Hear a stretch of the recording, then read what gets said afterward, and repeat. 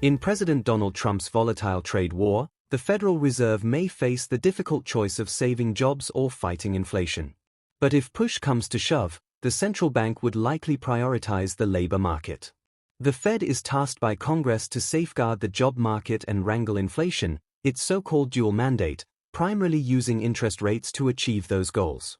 In most instances, it's clear which side of the Fed's dual mandate needs attention. For example, the Fed lowered interest rates to stimulate the economy in the throes of the Great Recession in 2008, when job losses were rampant. And when inflation was running at 40-year highs in 2022, the Fed aggressively raised interest rates to cool the economy and stem potential economic crises. It can prioritize just one. Now, the central bank is confronting a challenge it hasn't seen in decades.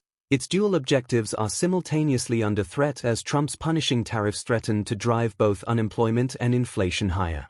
The president's tit-for-tat trade war is already weighing on American businesses and consumers. The Fed on Wednesday held rates steady for the third time in a row, waiting for Trump's policies to show up more clearly in economic data. But the central bank's latest policy statement noted that the risk of higher unemployment and higher inflation has risen. Add feedback. At a news conference that same day, Fed Chair Jerome Powell reiterated that stagflation, the combination of stagnant growth and higher inflation, would put the central bank in a difficult situation. But Fed officials, including Powell on Wednesday, have hinted that they'll respond quickly to any whiff of a weakening labor market, as they did last year, even if there's a tariff-induced rise in inflation. Add feedback.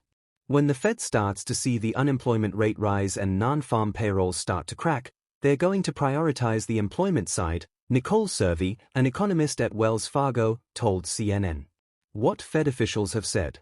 Fed officials have said there's good reason to believe any inflation induced by tariffs might be temporary.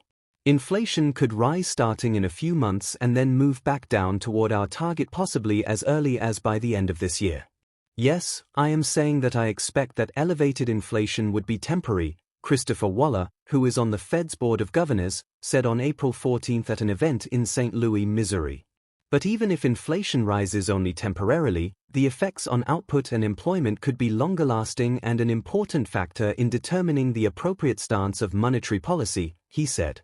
But St. Louis Fed President Alberto Musalem warned in a speech in late March that the Fed should be wary of assuming that the impact of tariff increases on inflation will be entirely temporary benefit. Inflation could stick around and become a bigger problem if people lose faith that price increases will go back to normal or if there are supply chain disruptions.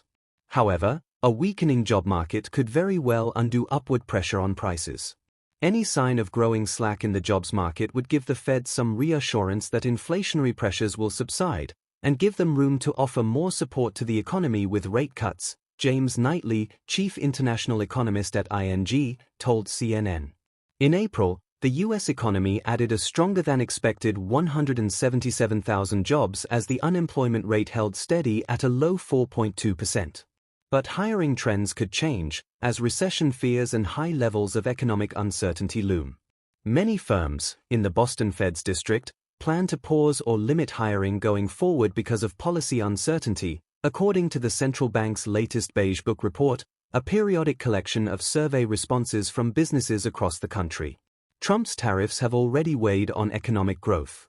Gross domestic product, which measures all the goods and services produced in the economy, fell in the beginning of the year in its first quarterly decline since 2022. Americans had rushed to buy products ahead of the tariffs, sending imports surging and far outpacing exports. The Fed's bold action last year.